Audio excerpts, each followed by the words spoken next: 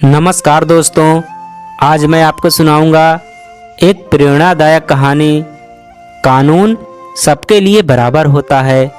आइए शुरू करते हैं। शहंशाह बहुत न्यायप्रिय शासक थे। उन्होंने अपने महल के प्रवेश द्वार पर एक घंटा लगवा दिया था। जिसको भी शिकायत हो वह उस घंटे को बजा सकता था, ताकि शहंशाह आवाज़ को सुनकर न्याय कर सके।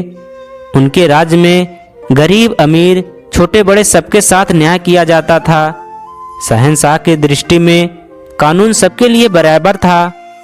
शहंशाह अपराधी को दंड और निर्दोष को क्षमा करके सबके साथ न्याय करते थे। कई लोग न्याय के लिए शहंशाह के दरबार में अपनी शिकायतें लेकर आते थे। शहंशाह की पत्नी नूरजहां एक दिन धनुर्विद्या का अभ्यास कर रही थी। नूरजहां ने कुछ चुने हुए निशानों पर ही तीर चलाए। अभ्यास करते करते एक तीर नूरजहां ने हवा में चलाते हुए नदी की तरफ चला दिया, जो वहीं कहीं गिर पड़ा। जिसके बाद नूरजहां अपने महल लौट आई। कुछ देर बाद महल के प्रवेश द्वार पर लगा हुआ घंटा जोर जोर से बजने लगा। पहरेदार ने देखा कि एक धोबिन सिसकियां लेकर रो रही थी। उसके पास जमीन पर एक मृत शरीर रखा था और उसके हाथ में खून से सना हुआ तीर था। पहरेदार उस धोबिन के शहंशाह के पास ले गया। धोबन शहंशाह को सलाम करके इंसाफ की दुहाई देने लगी। उसने शहंशाह को तीर दिखाते हुए कहा, हुजूर, इस तीर से किसी ने मेरे पति को मार डाला है। मुझे विधवा और मेरे बच्चों को अनाथ कर दिया है। अब मेरे और मेरे बच्चों की परवरिश कौन करेगा? शहंशाह ने उस तीर को उठाकर देखा तो उस पर शाही मोहर लगी हुई थी। शहंशाह समझ गए कि निश्चय ही इस दुखद घटना को अंजाम किसी महल के ही व्यक्ति ने दिया है। उन्होंने पहरेदार को आदेश दिया, जिस दिन यह घटना हुई उस दिन धनुर्विद्या का अभ्यास कौन कर रहा था?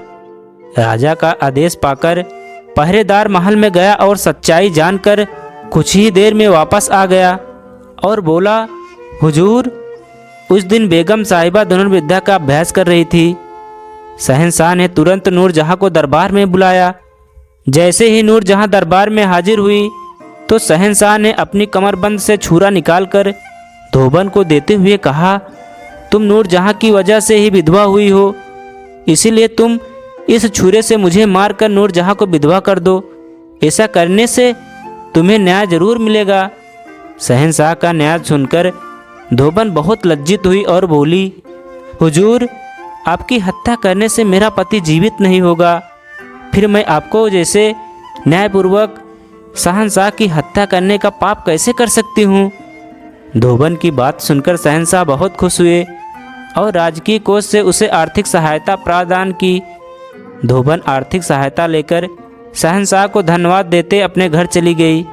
धोबन के जाने के बाद नूरजहां ने शहंशाह से कहा, आपने तो सचमुच बहुत खतरा मोल ले लिया था।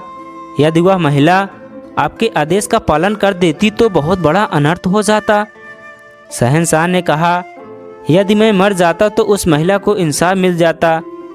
एक बात अवश्य याद रखना, कानून सबके लिए बराबर होता है।